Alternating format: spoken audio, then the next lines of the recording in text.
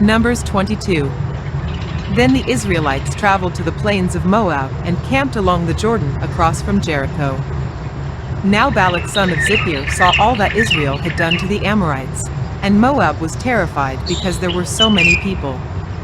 Indeed, Moab was filled with dread because of the Israelites. The Moabites said to the elders of Midian, "This horde is going to lick up everything around us, as an ox licks up the grass of the field." So Balak son of Zippor, who was king of Moab at that time, sent messengers to summon Balaam son of Beor, who was at Pethor near the Euphrates River in his native land. Balak said, "A people has come out of Egypt. They cover the face of the land and have settled next to me. Now come and put a curse on these people, because they are too powerful for me. Perhaps then I will be able to defeat them and drive them out of the land. For I know that whoever you bless is blessed, and whoever you curse is cursed." The elders of Moab and Midian left, taking with them the fee for divination. When they came to Balaam, they told him what Balak had said. "Spend the night here," Balaam said to them, "and I will report back to you with the answer the Lord gives me." So the Moabite officials stayed with him. God came to Balaam and asked, "Who are these men with you?" Balaam said to God, "Balak son of Zippor, king of Moab, sent me this message: a people that has come out of Egypt covers the face of the land. Now come and put a curse on them for me. Perhaps then I will be able to fight them and drive them away."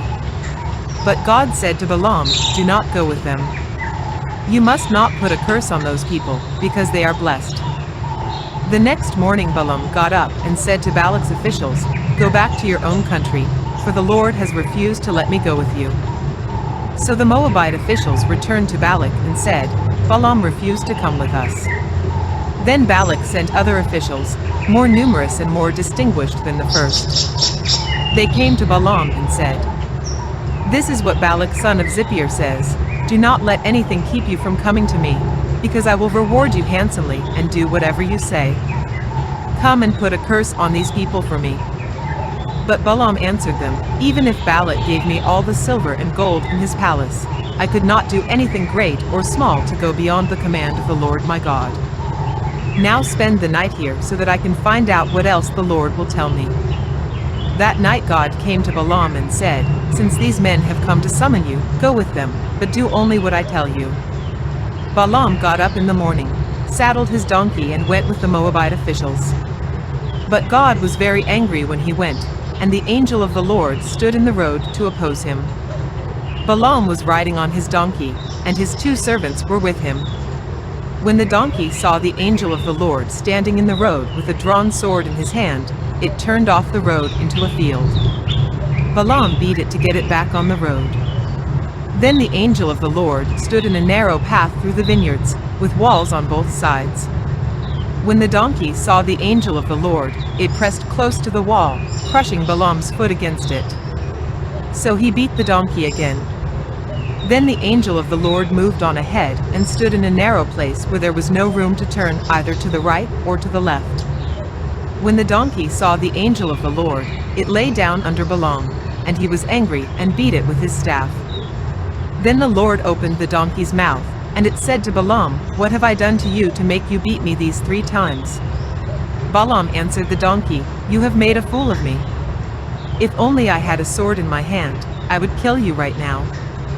The donkey said to Balaam, "Am I not your own donkey, which you have always ridden to this day? Have I been in the habit of doing this to you?" "No," he said. Then the Lord opened Balaam's eyes, and he saw the angel of the Lord standing in the road with his sword drawn. So he bowed low and fell face down. The angel of the Lord asked him, "Why have you beaten your donkey these 3 times?" "I have come here to oppose you because your path is a reckless one before me.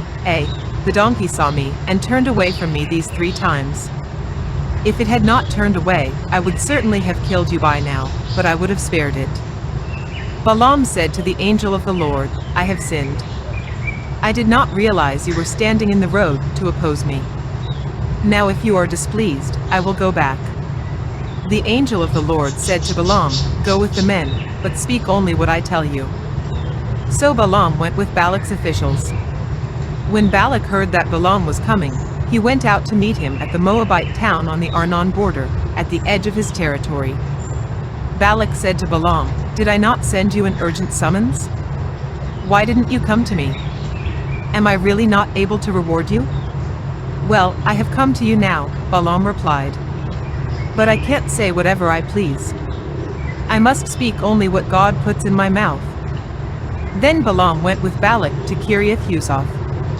Balak sacrificed cattle and sheep, and gave some to Balaam and the officials who were with him. The next morning Balak took Balaam up to Bamoth Baal, and from there he could see the outskirts of the Israelite camp.